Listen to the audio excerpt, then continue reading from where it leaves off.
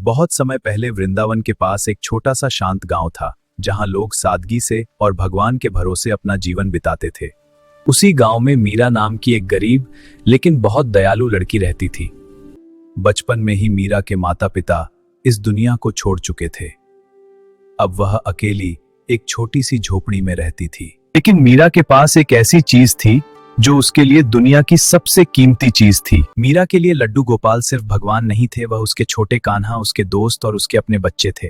हर सुबह सूरज निकलने से पहले मीरा उठ जाती थी और सबसे पहले अपने कान्हा की सेवा करती थी। वह गंगा जल से अपने लड्डू गोपाल को बड़े प्यार से स्नान कराती। फिर मीरा उन्हें सुंदर कपड़े पहनाती, माथे पर चंदन लगाती और मोर पंख का मुकुट सजाती। कभी गुड़ और रोटी, कभी थोड़ा सा माखन और कभी सिर्फ सूखी रोटी का छोटा टुकड़ा। गांव के लोग मीरा को देखकर अक्सर हंसते थे। उन्हें लगता था वह एक पत्थर की मूर्ति से बात करती है। लेकिन मीरा बस मुस्कुरा देती, क्योंकि उसे पता था कि उसके कान्हा सच में उसके साथ हैं। एक दिन गांव में भयानक सूखा पड़ गया। खेत सूख गए और लोगों के घरों में अनाज खत्म होने लगा। उस दिन मीरा के घर में सिर्फ एक छोटी सी रोटी बची थी। मीरा ने रोटी का एक हिस्सा अपने लड्डू गोपाल की थाली में रखा।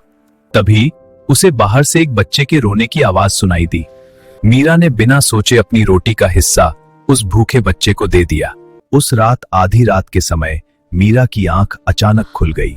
उसने देखा एक सुंदर नन्हा बालक पीले वस्त्र पहने रसोई में खड़ा था। वह हंसते हुए माखन खा रहा था, जैसे कोई नटखट बालक।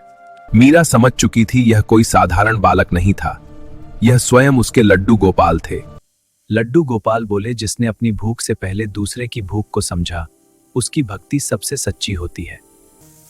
अगले ही पल मीरा का छोटा अनाज का घड़ा अनाज से भर गया। जहां प्रेम सच्चा होता है, वहां भगवान स्वयं आ जाते हैं।